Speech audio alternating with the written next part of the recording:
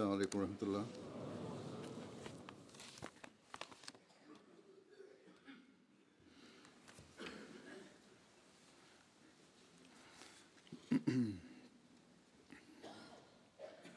أشهد أن لا إله إلا الله وحده لا شريك له وأشهد أن محمدا عبده ورسوله أما بعد فأعوذ بالله من الشيطان الرجيم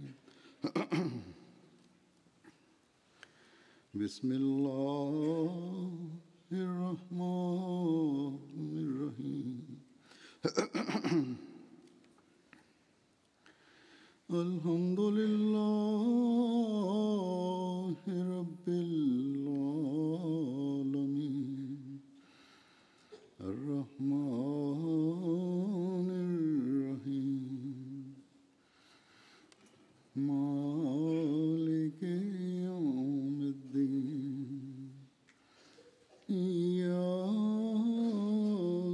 نعبد وإياك نستعين اهدنا الصراط المستقيم صراط الذين أنعمت عليهم غير المغضوب عليهم ولا الضالين.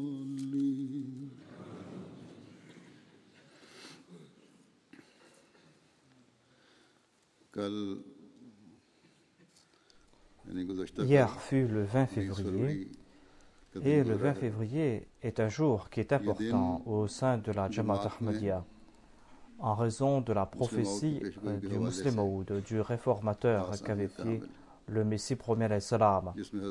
Dans cette prophétie, le Messie premier alayhi salam avait annoncé la naissance d'un fils qui sera pieux, d'un fils qui possédera de nombreuses qualités.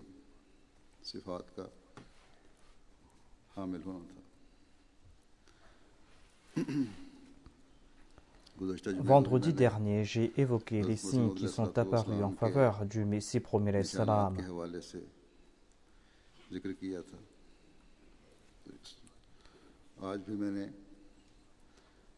Et aujourd'hui, qui est un vendredi qui est proche de la date du 20 février, je tiens à mentionner cette prophétie qu'avait fait le Messie premier alayhi salam, une prophétie qu'il avait qualifiée de signe extraordinaire. Le Messie premier alayhi salam a répondu à ses détracteurs. Il leur a dit que vous ne cessez d'émettre des critiques à mon encontre. Mais sachez que pareille prophétie dépasse l'aptitude humaine, car dans cette prophétie, je ne me suis pas contenté de prédire la naissance d'un fils, mais de prédire la naissance d'un fils qui vivra longtemps et qui va naître au cours de ma vie.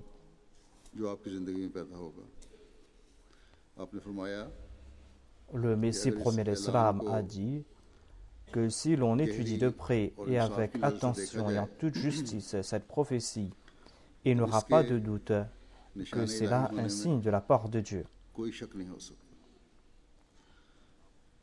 Le Messie premier l'Islam a dit à ses détracteurs que s'ils ont des doutes, eh bien qu'ils présentent eux aussi pareilles prophéties, des prophéties qui évoquent pareils signes.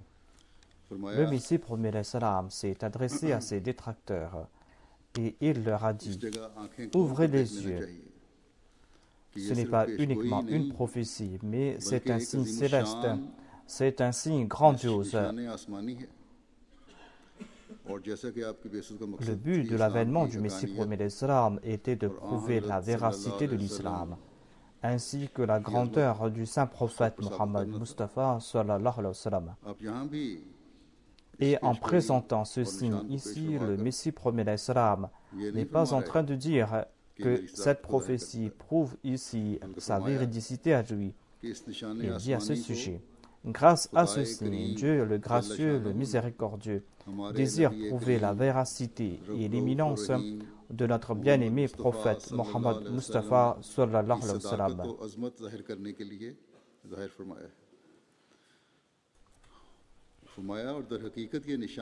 Le Messie promet l'Islam ajoute: en vérité, ce signe est des centaines de fois supérieur au signe de faire ranimer un mort.